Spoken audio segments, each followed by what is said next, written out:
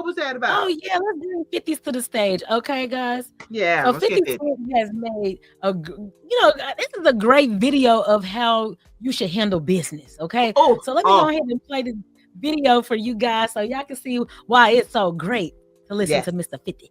it's 50. All right. Mr. 50. Drop it and give me 50. All right. Before we wait, you do understand the house has been on the market for a long time. All right. This 4.2, this is it. It's like it's cash. He's ready. If I needed money, I would be one to take the $4.2 million. But it's been a long time, so I'm already over the property. We will not get a better. Because I want to walk away from here, and if you say no, listen, you're my client. I respect you. I just want you to be sure. I'm gonna end up giving the property to charity. It feels like it's better if I actually give it away. In the beginning, I come to this property following being on tour, right? And you gotta imagine not having any finances and then coming back off the tour and there's $42 million sitting there. It's the first thing I bought, so I'm gonna give it to the Unity Foundation. It's a foundation I started in 2004. We kind of focused on after-school programs for C-level students, and I was a C-student, so. When you start talking with the charity, you get this big smile on your face. You're like, it feels good. It would have been interesting to have a program where you could escape the cities and the kids from the inner cities to go out and just be creative, like to kind of hone in on, the arts and stuff like that. So it'll bring the kids and use the space the right way. 51,000 square feet. Yeah, they'll be able to use the recording studio and fitness areas, the pools, everything, and it'll be a post-summer camp house. I love it. I love it. I love it. I love it. I love it. I love it. I do love that. And that all I can think is if I was a realtor, that my jaw has dropped because that means I ain't getting the commission. He's giving it to charity. Ooh, when he said that, right. I saw they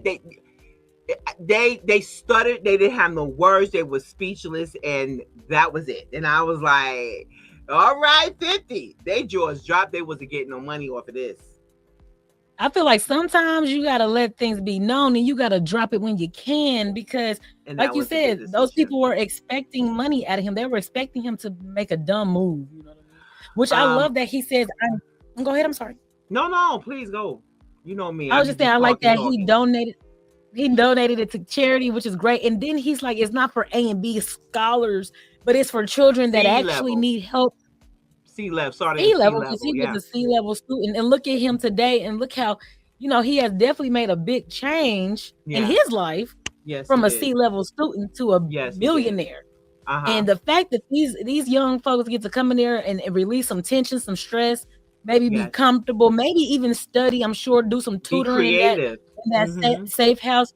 I'm proud of him for making that change. And if that's what he's going to do, I'm proud of him for definitely doing that. This was a few years ago, of course, but however, it's still running. It's to the Gene Unit Foundation, which is, much big ups to him. I admire 50 for everything that he is doing. He's not flashy, only when necessary. And that's when, that's a businessman, if anything. That's a businessman. If you notice that. Sure is. They show it when they need, they perform it. They're artists, they're going to go out and do whatever, be performing, and you got the whatever. But when they just doing interviews and you doing business, they're not walking flashy. That means they're telling me their mindset is a whole lot different. They're thinking business and what's next on how to build. They're not trying to be flashy because that stuff is sitting in the damn closet. When you need it, you need it. You know what I'm saying? Period. Your whole doggone life. Yeah, I'm sorry. Your whole life should not be on your body. Let me just say that.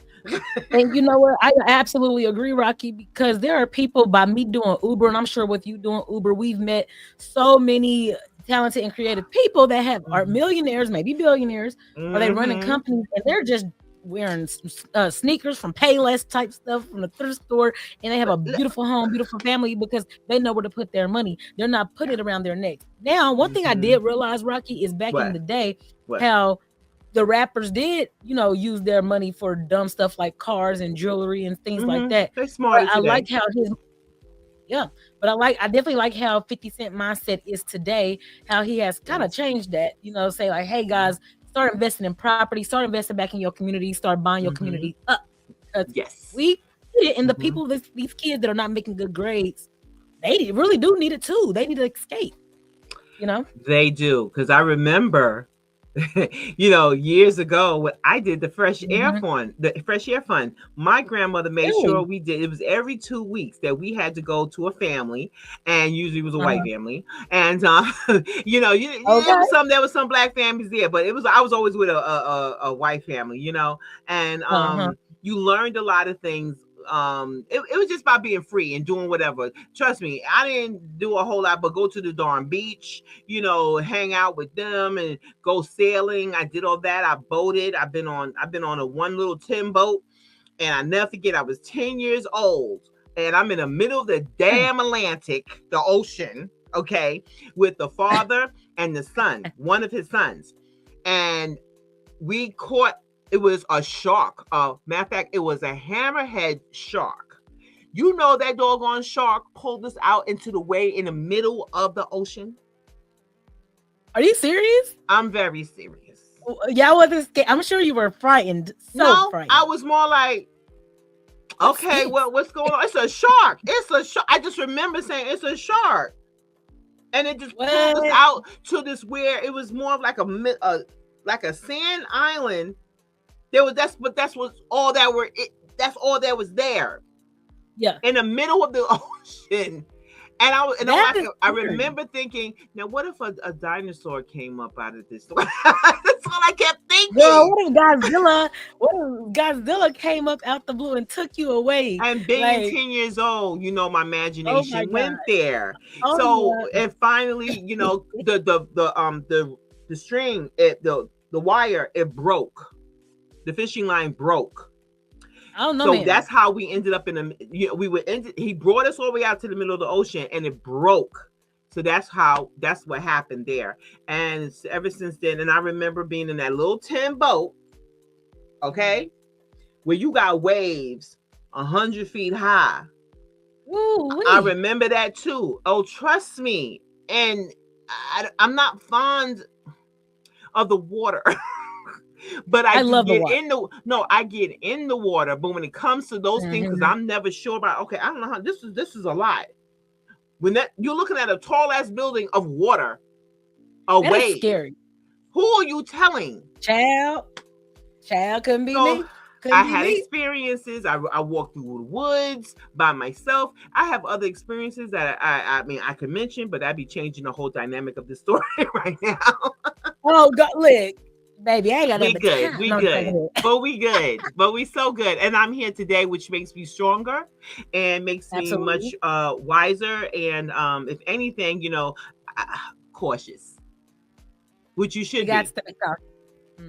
Yeah, you should be. Any experiences for you, Shay? Experiences as far as what?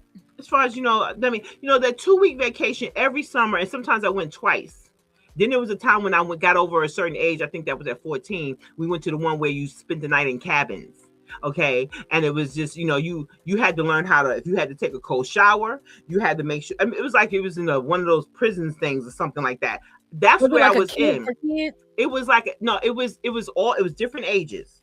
Each age group had to be in a certain area of the campgrounds. I was with the 14-year-olds, and of course, there were guys. You weren't mixed with the guys, but there were guys who was in another area, and there was always those times, it was like watching Grease or whatever the case is. Like, you couldn't wait to see the guys. Oh my God, that's because y'all was fast. Yeah, I know. Y'all was being fast tail little girls. That's what the problem was. But I did my cheerleading thing. I did my double dutch thing. I did all of those things, being captains of those things. It was a lot of fun. I had a lot of fun. And you, I know you was a leader. I know you was a leader. No, that's what I'm saying. I was captain. So I did all of those things. That's what I'm saying. I loved it. I loved it. So when 50 Cent did this thing here where he's doing it for C-level kids, no, I wasn't C-level. However, I had challenges, of course. I don't think who didn't, because I had challenges in my life. So that's what caused those other challenges. And so when I heard this, that just brought me back to thinking about the Fresh Air Fund. And the fact is that he's opening up his home, his property to those that to be creative.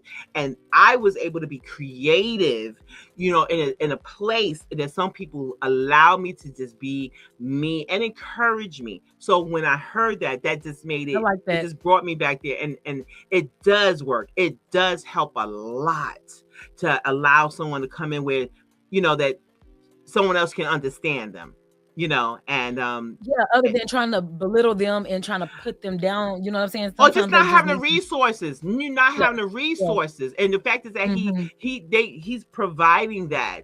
And even more where you have a lot of them that want to be, you know, everybody want to be a entertainer, not real, or artist, not realize it's a lot of doggone work. Well, how about this? He can show you how to be a business person. You know, that's that one right there. You know, and if you don't want to do that, just have fun. If you don't want to do that, hey, live your life and do whatever you want to do. Okay.